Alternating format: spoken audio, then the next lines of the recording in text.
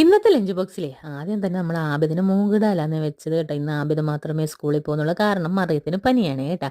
അപ്പോൾ ഇന്ന് നമ്മൾ സ്പെഷ്യലായിട്ട് ടൊമാറ്റോ റൈസാണ് വെച്ചത്. നമ്മൾ ഈ താമസിച്ചൊക്കെ എഴുന്നേൽക്കുന്ന ദിവസം ഇത് ഭയങ്കര ഒരു ഉപകാരമാണ് കേട്ടോ. വെറും 10 മിനിറ്റ് മതി ഈ റൈസ് റെഡിയാക്കാൻ. ഇത് നമ്മുടെ അനിയത്തിക്കുട്ടി എനിക്ക് പറഞ്ഞു തന്നെയാണ്.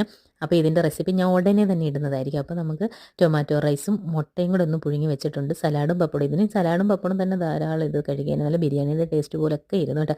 പിള്ളേർ രാവിലെ ഇത് ടെസ്റ്റ് ചെയ്ത് തീറ്റിച്ചിട്ടാണ് ഞാൻ കൊടുത്തു വിടുന്നത്. അവർക്ക് ഭയങ്കരമായിട്ട് ഇഷ്ടപ്പെട്ടു. അപ്പോൾ ആബിദിനും എടുത്തു, പിന്നെ ഫായസിനും കൂടെ എടുത്തിട്ടുണ്ട്. അപ്പോൾ മറിയ ഇന്ന് സ്കൂളിൽ പോകുന്നില്ലല്ലോ. പിന്നെ അണ്ണന് പോകാറായപ്പോഴത്തേനും നമ്മുടെ ചോറ് വെന്തിട്ടുണ്ട്.